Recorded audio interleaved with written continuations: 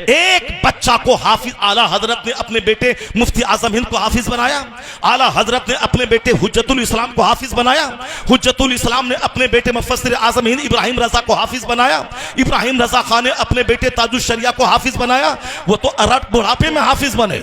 आला हजरत तो जब आलिम फाजिल बन के दिन की खिदमत करने लगे तो साल से पहले वो 1 महीने में हाफिज बने, पर उनके बाप मुफ्ती नकी अली खान ने हाफिज नहीं बनाया। चूंकि सिर्फ कोरा हाफिज बनना कमाल नहीं है, इल्मे दीन सीखना, आलिम दीन बनना, फकीह बनना, ये कमाल की बात है। सुभान अल्लाह, बेशक सुभान अल्लाह।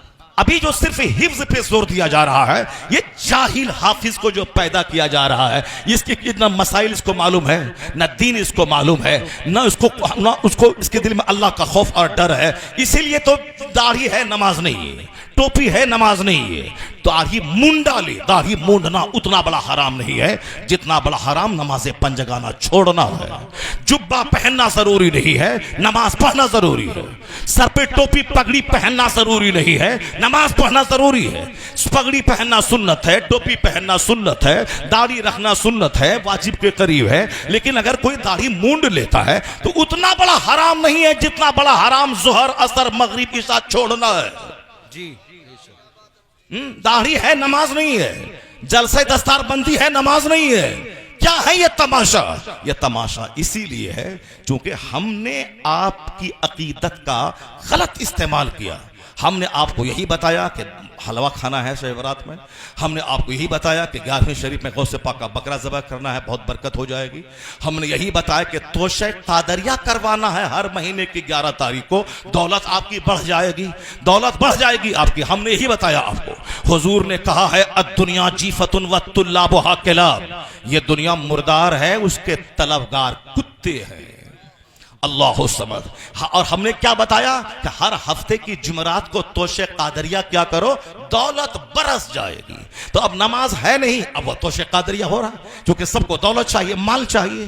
बगदाद जाओगे तो दुआ कबूल होती है, वहां जो चला जाए मालामाल हो जाएगा। इसलिए बंबई का सारा सेट वो बगदाद जा रहा है, क्योंकि उसको माल बढ़ाना है, उसको मॉल बनाना है, उसको मार्केटिंग कम्प्लेक्स खरीद करना है, उसको फॉर्च्यूनर गाड़ी खरीदनी है। अगर किसी को पता चल गया कि अजमेर का बाबा फॉर्च्यूनर देता है, इसीलिए वह 20,000 खर्चा करके अजमेर चला गया। वहां नहीं गया कि बाबा 97 ईयर्स आपकी थी और आप 4 साल की उम्र से नमाज पढ़ते थे, 30 साल अपने मुर्शिद का बिस्तर ढोया सफर में, हजर में, और फिर हिंदुस्तान में आके 97 साल का जो आखिरी दिन दुनिया में था, उस दिन भी आपने नमाज नहीं छोड़ी।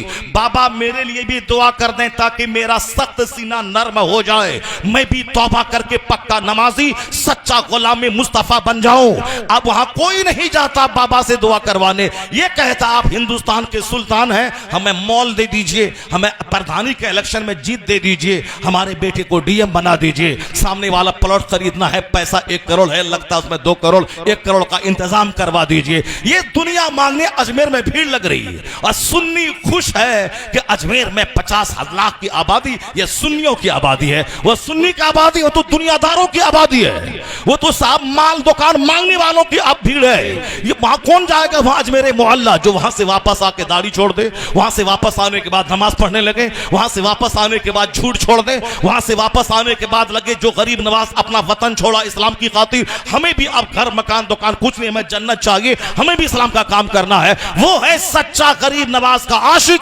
अजमेर गया था बेनमाजी और वहां से लौटा नमाजी बन के लौट गया।